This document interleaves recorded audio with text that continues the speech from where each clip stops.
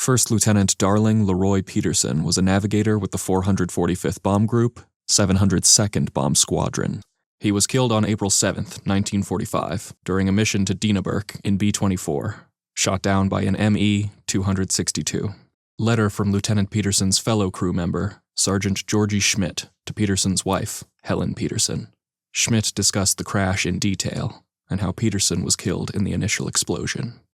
June 27th, 1945. Dear Mrs. Peterson, I'll try and write you that letter first thing this morning. I know you hadn't heard of me until after the accident, because I was not a regular member of the crew. I was the carpet man, radio operator, and I flew with a different crew each time. So this was the first time I flew with this crew, although I did know all the enlisted men, as they were in the same barracks as me. We were shot down on April 7th. A German fighter hit us. He wounded the tail gunner and killed both waist gunners. It hit the fuel line in the bomb bay, starting a fire. Before anyone could get out, the plane went out of control and we went into a dive. A few seconds later, it exploded. Sergeants Wishba and Huffin were blown free. They were seriously injured. I was blown free also, but just got a few scratches. Lieutenants Kilbourne, pilot, and your husband were blown clear of the ship also, but they were killed by the explosion. The rest of the bodies were found in the wreckage, except Sergeant Medveskis.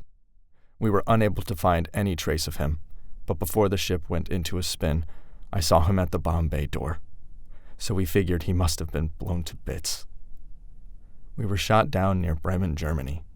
The 6 bodies were placed in separate graves at a roadside. The British officers who picked us up said they would be moved to a military cemetery later on. Well, Mrs. Peterson, that's about all there is to say. I'm sure sorry it had to be that way for the rest of the crew. I report back tomorrow, and I wouldn't be surprised if we're bombing Japan within the next month. Please let me know when you receive this letter, and if you have any more questions. I'll only be so glad to help. Write me this address, and it will be forwarded. God bless you and all the wives and mothers of the boys who won't come back.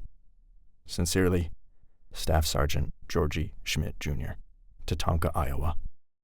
Mail call, brought to you by the National Museum of the Mighty 8 Air Force, in collaboration with the students, alumni, and faculty of the School of Film and Acting, Savannah College of Art and Design.